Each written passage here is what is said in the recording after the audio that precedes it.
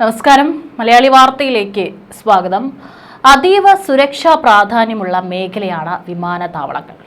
അവിടെ കൃത്യമായിട്ടുള്ള പരിശോധനയിലൂടെയൊക്കെ തന്നെയാണ് യാത്രക്കാരെ വിമാനയാത്രയ്ക്കായിട്ട് അധികൃതർ അനുവദിക്കുന്നത്. പക്ഷേ എന്നിരുന്നാലും വിമാനയാത്രയ്ക്കിടെ പലതരത്തിലുള്ള സംഭവങ്ങൾ റിപ്പോർട്ട് ചെയ്യപ്പെടാറുണ്ട്.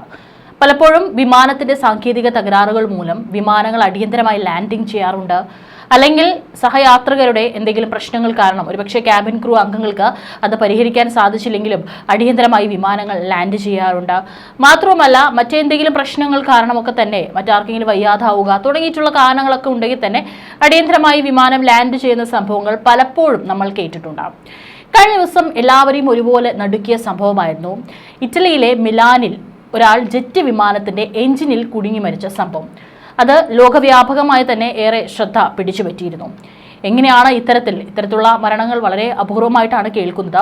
എങ്ങനെയാണ് ഈ യുവാവ് എഞ്ചിനിൽ കുടുങ്ങി മരിച്ചത് എന്നുള്ളത് എല്ലാ മാധ്യമങ്ങളും ഏറെ ചർച്ച ചെയ്തൊരു വിഷയമായിരുന്നു. ബെർഗാമോ വിമാനത്താവളത്തിലായിരുന്നു കഴിഞ്ഞ കുറച്ച് ദിവസങ്ങൾക്ക് മുമ്പ് ഈ ഒരു ദാരുണമായിട്ടുള്ള സംഭവം നടന്നത്.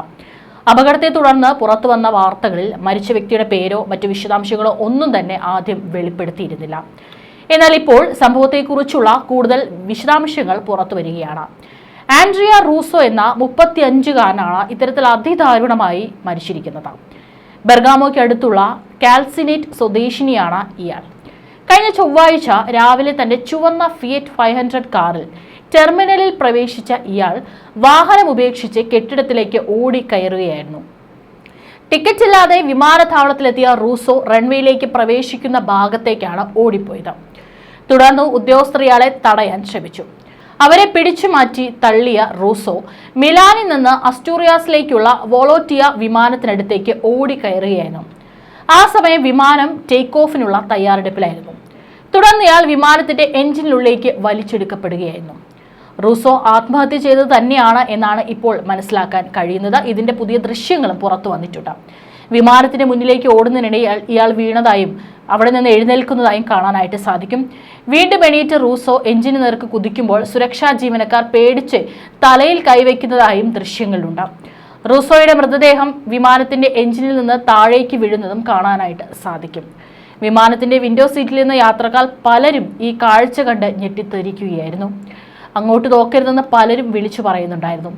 തുടർന്ന് പൈലറ്റ് യാത്രക്കാരെ അഭിസംബോധന ചെയ്തുകൊണ്ട് ഇത്തരമൊരു ദാരുണ സംഭവം നടന്നതായി അറിയിക്കുകയായിരുന്നു.